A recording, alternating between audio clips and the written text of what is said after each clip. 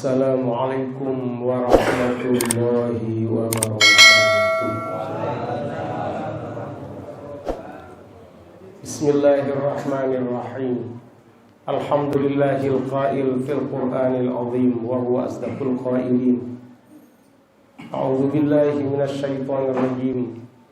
Subhanalladzi asra bi'abdihi lailan minal masjidil haram ilal masjidil aqsa alladzi barakna hawlahu linuriyahu min ayatina innahu huwas samiul basir. Wassalatu wassalamu ala sayyidina Muhammadinil qail as-salatu mi'rajul mu'min. Wa qala aidan as-salatu kama salir ra'si fil jasad. Wa ala alihi wa sahbihi wa man tabi'ahu ila yaumil mi'ad. Amma ba'du. Yang kami muliakan, kami hormati seluruh pengurus Takmir Musholla As-Salam, yang kami cintai, kami muliakan dan dimuliakan Allah seluruh jamaah Musholla As-Salam, para bapak dan para ibu. Alhamdulillah malam ini atas karunia Allah, atas rahmat Allah, kita ditakdir bisa memperingati Isra Mi'rajnya junjungan kita Nabi Agung, Nabi besar Muhammad sallallahu alaihi wasallam dalam keadaan sehat. Sehat semua ya? Alhamdulillah. Mudah-mudahan panjang umur semua. Mudah-mudahan rezekinya lancar. Bapak Ibu yang dimuliakan Allah, Isra artinya berjalan malam, berjalan malam.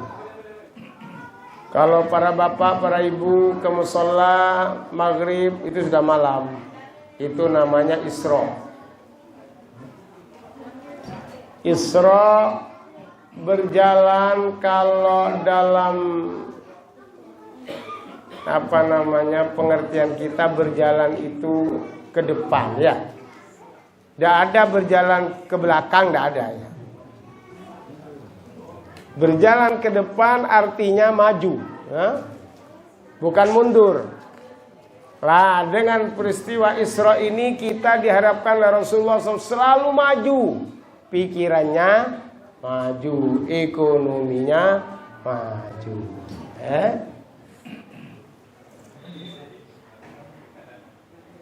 Lalu pengertian mi'raj. Mi'raj artinya naik, ya, naik. Di mana-mana kalau naik itu ke atas. Tidak ada naik ke bawah, ya. Ekonominya lagi naik, berarti ke atas, ya. Kalau ke bawah namanya turun. Nah, dengan mi'raj kita diharapkan Rasulullah selalu meningkat. Ke atas itu meningkat. Imannya senantiasa meningkat, ilmunya meningkat, ibadahnya meningkat, bangun malamnya meningkat. Bangun malam. Hadirin yang dimuliakan oleh Allah SWT,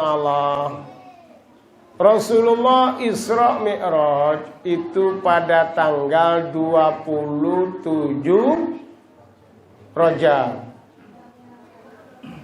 Pada waktu itu tahun ke-11 dari kenabian Rasulullah sallallahu alaihi wasallam. Ketika itu Rasulullah kira-kira usia 51 tahun. 51 tahun Rasulullah dihibur oleh Allah SWT dengan Isra Mi'raj karena ada dua peristiwa penting. Yang pertama, karena ditinggal oleh paman yang sangat membela beliau, namanya Abu Thalib. Yang kedua, ditinggal oleh istri tercintanya, Sayyidah Khadijah radhiyallahu anha. Beliau wafat, Rasulullah kelimpungan. Sama dengan pemimpin-pemimpin kita dulu, Pak Harto ketika ditinggal oleh Butin Soeharto, ya, limpung. Bapak SBY ketika ditinggal oleh Ibu Ani, limpung. B.J. Habibie ketika ditinggal oleh Ibu Ainun Habibie, limpung. Makanya kalau kita sangat butuh pada istri kita, jangan sampai istri kita sakit hati ya dengan kita, dijaga. Karena istri itu paling diingat kalau disakiti hatinya. Tapi istri itu cepat lupa kalau dia menyakiti hati suaminya. Lali. Mari lali. Kalau bapak-bapak menyakiti istri, ingat terus ibu-ibu itu. Oh, aku sudah pernah dikhianati. Nah, Rasulullah enggak, ini Khadijah ini dari kayanya manusia di sekota Mekah. Pokoknya orang di kota Mekah itu makannya ke Siti Khadijah seperempat. Seperempatnya itu bekerja ke Siti Khadijah. Serempatnya kota Mekah itu berhutang kepada Sayyidatina Khadijah. Yang seperempat ditanggung ekonominya oleh Sayyidah Khadijah. Masya Allah. Pokoknya seluruh kota Mekah itu hutang budi kepada Sayyidah Khadijah. Sampai beliau wafat itu tidak punya pakaian. Karena hartanya dibuat untuk memperjuangkan agamanya Allah SWT, agama Islam ini. Bahkan ketika mau wafat, Sayyidah Fatimah, putrinya yang terakhir itu, dipanggil. Fatimah, sini nak. Aku sepertinya sudah tidak lama lagi. Aku kalau wafat, aku kalau meninggal, tidak ada yang buat bungkus aku nak. Mintakan surban yang biasa dipakai ayahmu sholat itu. Masya Allah. Aku malu mau minta padanya. Subhanallah. Akhirnya Sayyidah Fatimah matur, wahai Rasulullah, ayahnya ada salam dari ibu. Kalau beliau wafat katanya minta surban yang kau kenakan itu untuk dibuat ngafani beliau. Tidak taunya, subhanallah, ketika Sayyidah Khadijah wafat, ada malaikat Jibril datang kepada Rasulullah SAW.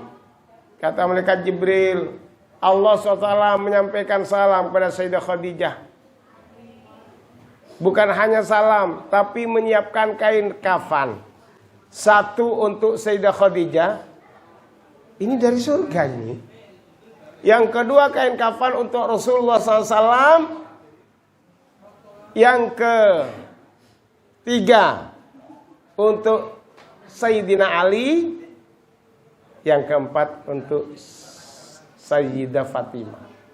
4 kain kafan itu dibawa oleh malaikat Jibril, salam dari Allah Subhanahu wa Ta'ala. Ya. Kembali ke Isra. Ya. Sebelum diisrakan Rasulullah SAW itu dioperasi dulu, dibedah. Karena pada waktu malam itu Rasulullah sedang berbaring di Hijr Ismail. Yang sudah ke Mekah mesti ngerti. Hijr Ismail itu di utara Ka'bah. Ya, terima kasih anak-anak bantuannya. Sudah omong sendiri ya. Terima kasih bantuannya. Jadi sedang berbaring di Hijr Ismail, diapit oleh pamandanya Sayyidina Hamzah. Sayyidina Hamzah. Yang satu yang ngapit adalah Sayyidina Ja'far, itu misananya. Ketika berbaring itu, kumat lagi ya, terima kasih. Bantuan kedua ini. Anu dulu nak ya, direm dulu nak ya. Jadi ketemuan dua malaikat, malaikat Jibril dan malaikat Mikail. Lalu malaikat Mikail membawa Rasulullah SAW ke dekat sumur Zam-Zam, ke sebelah timur. Terus malaikat Mikail dipanggil oleh malaikat Jibril, wahai malaikat Mikail, tolong bawakan bokor. Bokor itu tempat air dan diisi dengan air Zam-Zam. Dan tahunya Rasulullah SAW, cerita singkatnya, dibedah, dioperasi. Jangan kita bayangkan seperti dokter, enggak ya, karena ini malaikat. Ini dibedah dari sini bawah leher beliau sampai perut. Dikeluarkan hatinya. Terus dicuci dengan air Zam-Zam. Setelah bersih, maka Rasulullah SAW hatinya diisi ilman, diisi ilmu. Diisi yakin, diisi hilman. Hilman ini adalah sabar yang tiada batasnya. Ya, Rasulullah merupakan orang paling sabar, tiada ada batasnya, mengalahkan kesabaran malaikat Jibril alaihissalam. Ketika Rasulullah berdakwah, beliau cari perlindungan ke daerah Taif ya. Tidak taunya di sana oleh orang yang punya rumah di Taif itu dipanggilkan anak-anak supaya Rasulullah itu dilempari batu. Rasul dilempar batu sampai berdarah, gigi beliau pecah. Ini malaikat Jibril tidak terima. Ya Rasul, ini keterlaluan orang Taif ini. Sampai berdakwah malah dilempari batu. Kalau kita berdakwah dilempari kue, enak ya. Rasul dilempar batu. Nah, untung anak-anak tidak ngamuk seperti orang Taif.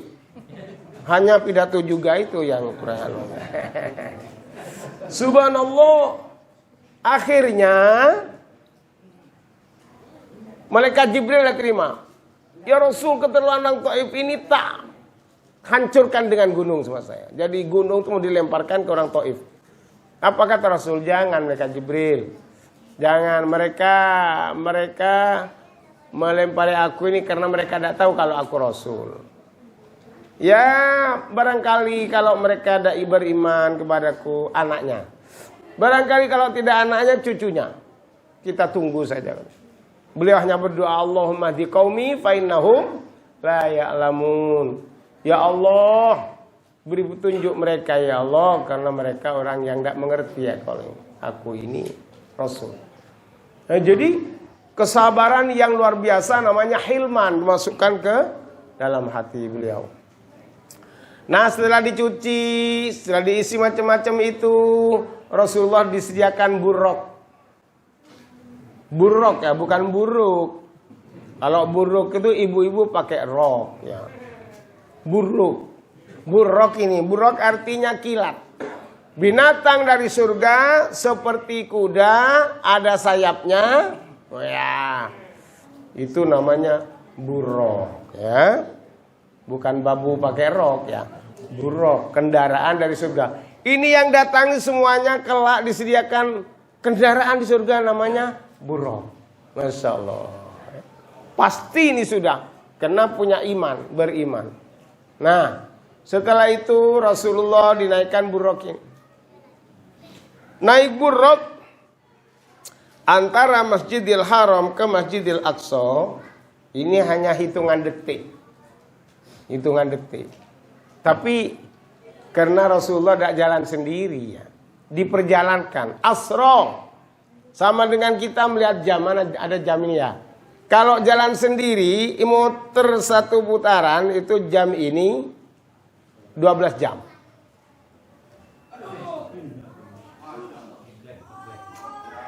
Ya, jeglek ya. Tapi bisa dihidupkan orang lainnya masih hidup, insya Allah.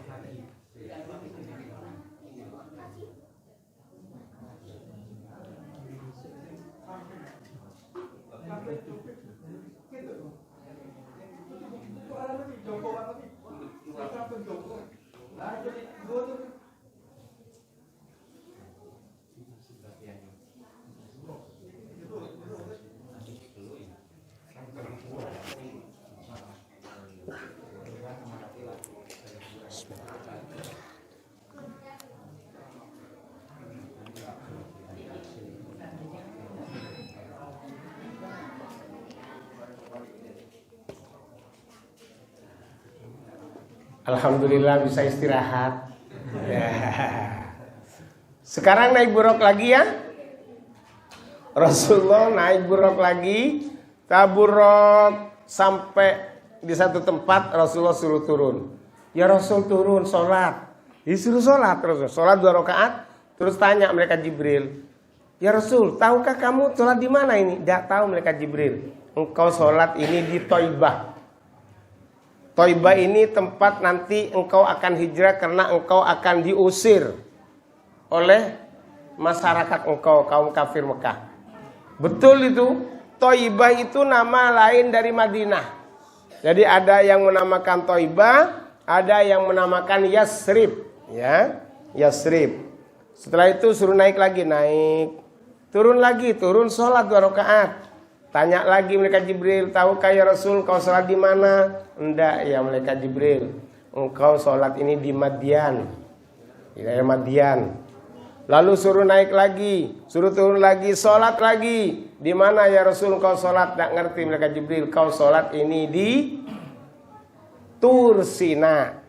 Kan ada dalam Quran surat At-Tin, wattini wazzaitun wa turi sinin. Itu Tur Sina, tempat Nabi Musa mendapatkan wahyu dari Allah Subhanahu wa taala. Tur Sina. Baru setelah itu naik lagi sampai di Baitul Maqdis. Baitul Maqdis sekarang ya Masjid Aqsa itu, Masjid Aqsa. Makanya kalau sudah aman, nanti sudah merdeka Palestina, kita bersama-sama naik ke Baitul Maqdis ya, sholat di sana insyaallah. Kalau enggak ya naik ke odong-odong lah bareng ya. Ke sana. Subhanallah. Di sana sholat lagi Rasulullah. Yang makmum itu sebanyak 124.000 orang nabi. Di nabi-nabi yang sudah wafat itu makmum di belakang Rasul. Makmum yang jadi imam Rasulullah Muhammad sallallahu alaihi wasallam. Makanya karena Nabi sudah hilman dan dikeluarkan sifat-sifat takutnya. Kalau kita jangankan orang mati sudah ribuan tahun. Tetangganya mati datang, kita takut gitu. Jatianu gitu. Padahal itu jin tuh berupa-rupa ya. Subhanallah. Nah setelah sholat baru kan naik buruk. Buruk itu ada kendalinya. Nah malaikat Jibril terus ada batu di sana dipolongi oleh malaikat Jibril. Polongi untuk tempat ngikatnya buruk ini. Jadi ke langit itu tidak naik buruk. Buruknya di sana, nanti setelah pulang naik buruk lagi. Nah baru Rasulullah SAW itu Mi'raj. Mi'raj itu naik, tidak naik buruk sudah, tapi naik tangga. Lah, di masjid itu, di samping batu yang dipolongi tadi, itu ada batu namanya As-Sohro. Ada kira-kira setengah musola ini batu. Berarti besar ya. Rasulullah ngance, apa ngance itu? Mencelok. Ya, tuh apa ya kalau Maduranya itu apa itu? Konongko. Iya, itu iya siapa? Pak Sabil ini bahasa Bawean ya. Nah, sama dengan Pak Gito ya. Nah, konongko tadi itu ya. Di batu akhirnya setelah naik, batu ini cinta pada Nabi. Naik juga. Ikut, kata Nabi, aku dipanggil Allah. Kamu jangan ikut ya. Enggak ya Rasul, aku mau ikut saja. Pokoknya aku jatuh cinta katanya. Lah, kata Nabi kalau cinta, aku menaik, kamu jangan ikut. Lah, batu ini tidak ikut sungguh, kena cinta. Tidak ikut tapi enggan turun. Sampai sekarang itu, melayang-layang tanpa cantelan, ada masih. Dan di dalam batu ini dibuat masjid sekarang namanya Masjid As-Sohro. Sohro artinya batu besar ya. Kita makanya dilarang oleh orang Israel sebelum umur 70. Tidak boleh lewat di bawah batu ini. Ini batu mukjizat. Siap anak yang lewat di bawahnya, mu'allaf itu. Masuk Islam. Jadi luar biasa batu ini. Batu mukjizat. Ini ada kisahnya di dalam kitab Sirajut Thalibin. Itu dikarang oleh ulama Indonesia, ulama Kediri. Itu namanya Kiai Haji Dahlan Jampes. Itu ngarang kitab namanya Sirajul Talibin. Itu syarahnya kitab Minhajul Abidin. Itu dikarang oleh Imam Syekh Muhammad bin Muhammad Al-Ghazali. Imam Ghazali itu ngarang kitab namanya Minhajul Abidin. Terus disyarahi oleh, syarah itu penjelasan ya, penjabaran lagi. Itu oleh Syekh Dahlan Jampes ini. Di sana ada kisah halabiyah, ada kisah orang-orang ulama-ulama yang takut kepada Allah lewat di bawah As-Sahra ini, batu yang ngawang ini, semuanya menangis. Menangis dari cintanya kepada Rasulullah. Saya ini kalah dengan batu katanya. Batu yang dari cintanya kepada Nabi masih ikut. Saya ini ya apa? Mengaku cinta tapi tidak ikut. Aku ini bangun malam tapi hanya kencing katanya. Habis buang air sudah kembali lagi ke tempat tidur. Kalau assalam alhamdulillah ya. Bangun malam alhamdulillah. Sama. Iya, kembali lagi selimutnya ditarik. Subhanallah, akhirnya cerita singkatnya, ya singkat aja. Kalau diceritakan semuanya 2 malam tidak selesai ya. Sampai ke Sidratul Muntaha. Tempat yang tertinggi sudah. Akhirnya di sana terima oleh Allah. Rasulullah matur. Maturnya begini. Panjenengan sudah hafal semua. Kata Rasul pada Allah, at-tahiyatu, semua penghormatan. Al-mubarakatu, semua barokah. As-salawatu, semua rahmat. At-tayyibat, semua kebaikan. Lillah, hanya untuk engkau ya Allah. Allah jawab, assalamu alaika, keselamatan hanya untuk engkau Muhammad. Ayuhan Nabi, wahai Nabi, warahmatullahi dan rahmatnya Allah, wabarakatuh dan barokahnya Allah. Nabi tidak terima, le aku tok, umatku ya apa? Ingat kita Rasulullah matur lagi, assalamu alaina, keselamatan mudah-mudahan untuk kami ya Allah. Wa ala ibadillahi sholihin, dan untuk umatku yang solih-solih. Kita ini sudah didoakan oleh Rasulullah SAW mendapatkan keselamatan. Selamat dunia, selamat akhirat. Makanya orang yang sudah dainya ditempelkan ke tempat sujud, neraka sudah tidak mau. Pahit sudah, kata neraka. Itu sudah pernah ditempelkan. Ini anak-anak semua calon-calon ahli surga. Kita dan keluarga kita kelak reuni di surganya Allah Subhanahu wa ta'ala. Rumah kita menjulang ke langit besok itu. Di surganya Allah. Ya Allah. Di surga kita tidak ada ngantuk, apalagi tidur. Tidak ada orang ngantuk di surga. Tidak ada orang tidur, hanya bersenang-senang selamanya. Paling miskin istrinya 72. Kalau di dunia jangan 72. 2 saja diparut sampean. Masya Allah ya. Di surga 70 bidadari, 2 orang dari dunia yang meninggal masih perawan, belum bersuami. Itu disediakan untuk panjenengan semua. Makanya besok ada pernikahan lagi di surga. Wah, luar biasa ya. 1 bidadari, 1 suami yang punya yang banyak sholawatnya sampai 10.000 istrinya. Itu di lep kabeh. Wong 1 malam itu sama dengan 1000 tahun dunia. Ngopo 1000 tahun. Jadi lep kabeh bojone. Subhanallah. Ndak ada orang cemburu di dunia ini. Ojo papat loro wae cemburu tok, ya. Cemburu. Makanya beristri banyak besok saja di surga. Perbanyak sholawat sudah. Allahumma shalli ala Muhammad, sallallahu alaihi Muhammad. Pokoknya puluhan ribu. Insya Allah istri kita puluhan ribu. Dan tidak lama. Umat Nabi-nya antara 60 sampai 70. Aku sih ngomong ini, me dipanen nih wis. Me masuk surga bumi wis. Makanya ya hidup ya untuk berdakwah toh, sudah untuk sholat tuh ke masjid atau tolek penggawean tak diterima wes. So, saya mau daftar pabrik KTI. Oh wes tuwe KTI. Kuat ngangkut opo jadi ngono. Wong gawa banyu sak duduk sak timbo, banyu sak ini cebuk iku wis loro kabeh. Masya Allah ya. Jadi sholat ini sudah hasilnya sholat.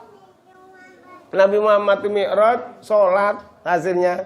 Ini ibadah yang sangat menentukan selamat kitanya. Selamat atau tidaknya kita semua sholat. Coba saya tanya, kalau kita punya tamu udah punya tangan, boleh masuk enggak? Boleh, enggak punya tangan cuma. Enggak punya kaki, boleh masuk? Boleh, enggak duwe sikil cuma. Coba kita punya tamu, udah ada kepalanya. Layu paling ya. Teko kuburan paling. Ya. Jadi makanya tadi saya sebutkan as-sholatu kamasalir ra'si fil jasad, kata Nabi. Salat itu bagaikan kepala di badan kita. Orang yang tidak salat dianggap oleh Allah orang berjalan-jalan tanpa kepala. Subhanallah. Mudah-mudahan kita bisa sholat ya dengan tertib ya. Amin Allahumma amin. Al-Fatihah.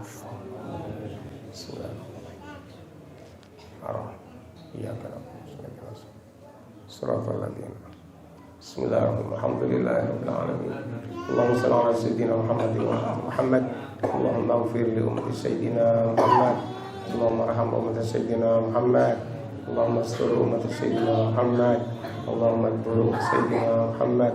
Allahumma aslih sayyidina Muhammad. Allahumma afi sayyidina Muhammad. Allahumma ihfaz sayyidina Muhammad. Allahumma ihfaz sayyidina farjan ajilan ya rabbil alamin. Rabbana atina fid dunya hasanah wa fil akhirati hasanah wa qina adzabannar wa adkhilna jannata ma'al abrar ya aziz ya rabbil alamin. Wa sallallahu ala sayyidina Muhammadin wa ala alihi wasallam. Walhamdulillahi rabbil alamin. Al-Fatihah. Iyyaka na'budu wa iyyaka nasta'in. Shiratal mustaqim. Shiratal ladzina an'amta 'alaihim. Kurang lebihnya maaf. Billahi taufiq wal hidayah. Assalamualaikum warahmatullahi wabarakatuh.